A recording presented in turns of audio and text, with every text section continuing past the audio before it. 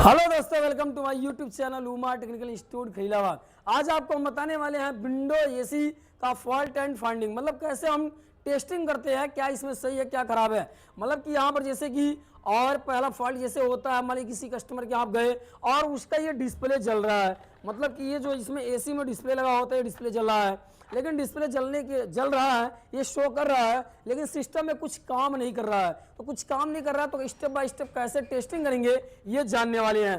तो चलिए स्टार्ट करते हैं। तो अब यहाँ पर जो है डिस्प्ले, अब इसको चालू करेंगे, एसी को चालू करिए। तो यहाँ पर डिस्प्ले चल रहा है, तो अब यहाँ तो मान लीजिए स्वस्थ है तो एसी चल रही है, लेकिन अगर ये एसी मतलब कि नहीं चलती, यहाँ पर केवल डिस्प्ले चलता तो हमारा शक जाता सीधे पीसीबी में फॉल्ट है। तो हमें पीसीबी में चेक करना पड़ता पीसीबी सही है खराब है। अब यहाँ पर हम पीसीबी को चेक करते हैं ये पीसीबी हमारी सही है कि खराब है। तो अब क्या करेंगे, मल्टीमीटर उठाएंगे और मल्टीमीटर को ऐसे हमको लगाना, देखिए 620 मतलब 600 वोल्ट पर लगाना है। इसको सेट करने के बाद हमें क्या करना है, अब यहाँ पर जो है क्या करना, पहले पावर सप्लाई वोल्टेज चेक करना है। देखिए चालू स्थिति में ही आपको बता रहा है कैसे चेक करेंगे। तो पावर सप्लाई देखिए यहाँ पर लगा देंगे न्यूट्रल पर और एक स्विच पर लगा देंगे। तो मल्टीमीटर दिखाइए, यहाँ पर देखिए 213 12 वोल्ट बता रहा है, मतलब वोल्टेज इनपुट हो रहा है। और आउटपुट वोल्टेज चेक करना है। तो होता क्या है कि आउटपुट वोल्टेज में पहला कंप्रेसर होता है और फैन होता है, मतलब कंप्रेसर और फैन दोनों नहीं चल रहा है। अब हमें चेक करना है कि कंप्रेसर पर वोल्टेज पीसीबी जा रहा नहीं जा रहा है और फैन पर वोल्टेज जा रहा नहीं जा रहा पीसीबी से। तो अब कंप्रेसर पहले चेक करते हैं। तो कंप्रेसर चेक करने के लिए आपको एक यहाँ पर लगाना पड़ेगा, यहाँ मतलब एक यहाँ पर रखिए आप, ये न्यूट्रल पर, और यहाँ से इन हो रहा है तो ये टीडीआर के बाद यहाँ से आउट होता है, यहाँ पर रखेंगे। देखिए यहाँ पर देखिए वोल्टेज बता रहा है ये, तो अब ये वोल्टेज बता रहा है, मतलब 213 वोल्ट यहाँ पर बता रहा है। तो ये क्लियर हो रहा है कि यहाँ पर जो हमारा ये टीडीआर लगा है ये काम कर रहा है और पीसीबी भी काम कर रही है, मतलब कंप्रेसर में सप्लाई जा रही है। अब इसके बाद हमको चेक करना था फैन मोटर में सप्लाई जा रही नहीं जा रहा है। तो फैन मोटर में यहाँ पर देखिए क्या करना है, ऐसे ऑनलाइन पोजीशन में ये होता है, यहाँ पर देखिए इसको इसमें लगा दें नीले वाले में। तो ये हमारा एक होता है कॉमन, यहाँ पर आप देख सकते हैं कि कई वायर है, 4 वायर हैं। तो यहाँ पर ये जो ब्लू वाला होता है ये कॉमन होता है और ये तीनों चाल होते हैं। तो कॉमन वाले पर ऐसे लगा देना है और उसके बाद तीनों चालों में लगा करके चेक करना है। तो जैसे मान लीजिए यहाँ पर हम लगाते हैं, यहाँ साइड से लगाते हैं, नीचे से देखेंगे और यहाँ पर लगाएंगे, देखिए यहाँ पर। तो इसको हम यहाँ पर रख देते हैं ताकि वोल्टेज दिखाई पड़े, यहाँ से पता चले। तो यहाँ पर जैसे देखिए साइड से लगाते हैं और हाई वाले पर देखिए यहाँ पर वोल्टेज बता रहा है। इसके बाद इस पर लगाएंगे मीडियम वाले पर, यहाँ पर देखिए वोल्टेज बता रहा है। इसके बाद यहाँ लगाएंगे, देखिए यहाँ पर भी बता रहा है, ये देखिए उठाइए। अब यहाँ पर देखेंगे, 1 मिनट बता रहा है, देखिए यहाँ पर भी वोल्टेज बता रहा है। मतलब ये क्लियर है हमारा कि ये जो है फैन मोटर में और कंप्रेसर दोनों में सप्लाई जा रही है। मतलब ये हमारा जो और ये सिस्टम है ये पूरा, मतलब इसमें क्या है, पीसीबी हमारा सही है, पीसीबी में सप्लाई जा रही है। और इसके बाद जो है ये हमारा फॉल्ट यहीं पर क्लियर होता है। इस पर नेक्स्ट फॉल्ट हमें चेक करना है। तो नेक्स्ट फॉल्ट जैसे मान लीजिए हमको चेक करना है कि पीसीबी तो चेक हो गया, अब हमको चेक करना है कि और पीसीबी से ये जो वायर गया कंप्रेसर में और फैन मोटर में, तो जैसे कंप्रेसर में वायर जो गया है तो ये कंप्रेसर तक सही है कि नहीं, कंप्रेसर तक सप्लाई जारी नहीं, चेक करना है। तो हम कंप्रेसर तक सप्लाई जारी नहीं जा रही है ये चेक करने वाले हैं। तो फिर क्या करना, हमें फिर दोबारा एसी को हम चालू करेंगे और चेक करेंगे कि इस पीसीबी से यहाँ से तो आउट हो रहा है, मतलब पीसीबी से तो आउट हो रहा है, लेकिन यहाँ से आउट होकर के ये इस कंप्रेसर में वोल्टेज जा रहा है कि नहीं जा रहा है ये क्लियर करना है। तो ये चीज़ कैसे चेक करेंगे ये देखते हैं। तो फिर एसी को चालू करते हैं, चालू करिए। अब यहाँ पर क्या करना है, देखेंगे कि यहाँ से सप्लाई तुम्हारी जा रही है।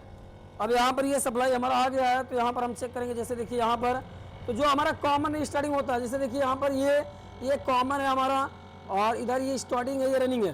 तो कॉमन और रनिंग पर वोल्टेज चेक करते हैं। तो जैसे कॉमन और रनिंग, तो ये रनिंग और ये कॉमन, यहाँ पर देखेंगे वोल्टेज आ रही है, देखिए यहाँ पर, यहाँ दिखाइए, इसको पकड़ लीजिए, उधर जाइए, उधर जाइए।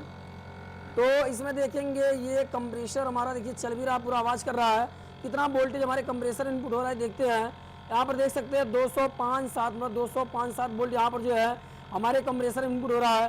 तो ये कंप्रेसर के कॉमन और रनिंग पर ही वोल्टेज चलता है, स्टार्टिंग पर नहीं आता है। तो कंप्रेसर के कॉमन और रनिंग पर ही वोल्टेज आता है और ये वोल्टेज देखिए यहाँ पर बता रहा है।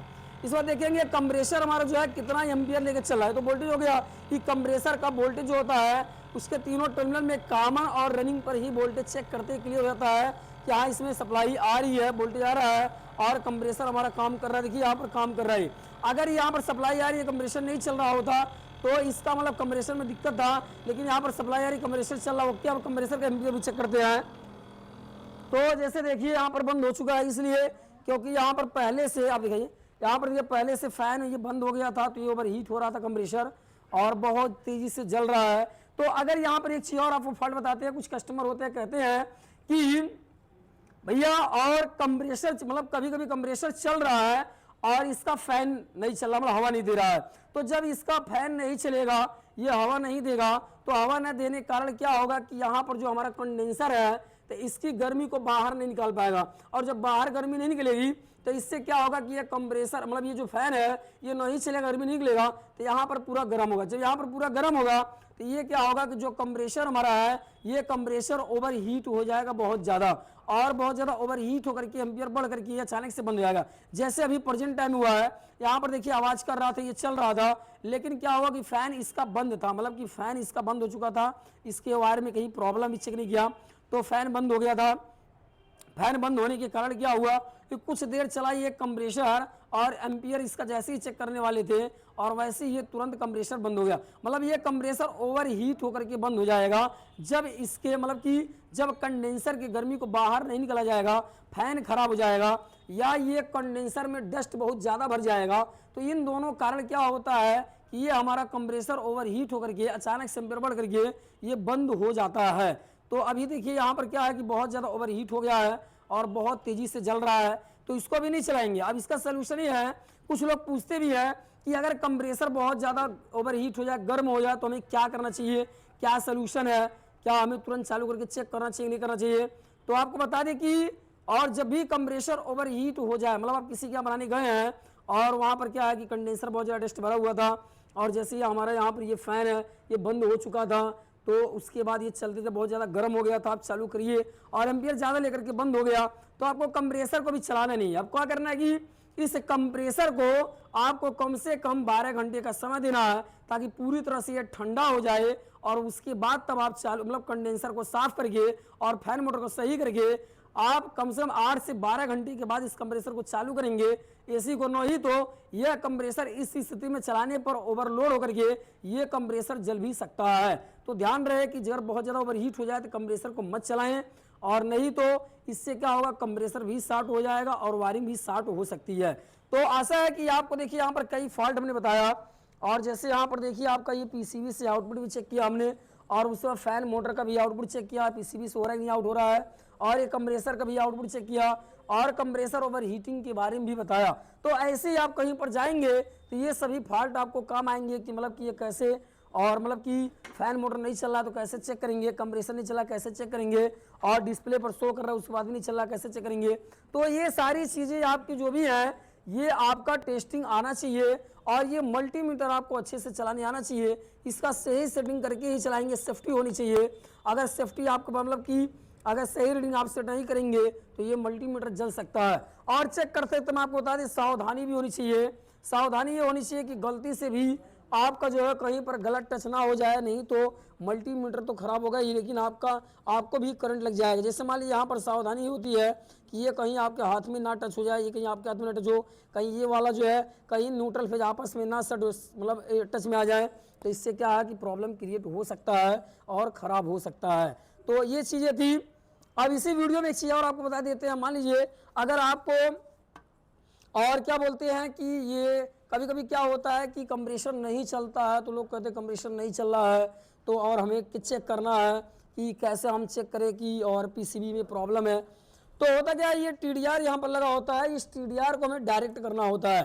तो टीडीआर को डायरेक्ट करने के लिए क्या होता है, जैसे कि टीडीआर का ये इनपुट वाला है और ये आउटपुट वाला है। अब ये टीडीआर को डायरेक्ट करने के लिए आपको क्या करना होता है, इसके बीच में एक वायर ऐसे डाल देना होता है। आप बीच में एक वायर ऐसे डाल देंगे तो ये टीडीआर आपका डायरेक्ट, मतलब कि अगर ये पीसी मतलब ये टीडीआर भी खराब रहेगा, मतलब ये पीसीबी में दिक्कत रहेगी, तो उसके बाद भी क्या होगा कि यहाँ से लीड वायर से ये डायरेक्ट सप्लाई यहाँ पर ऐसे चला जाएगा हमारे कैपेसिटर द्वारा, और इसमें क्या बोलते हैं कंप्रेसर में, और यहाँ से इनपुट होकर के यहाँ से देखिए जब आप इसको लगा देंगे तो होगा कि ये डायरेक्ट हो जाएगा, डायरेक्ट हो करके ये कंप्रेसर में चला जाएगा।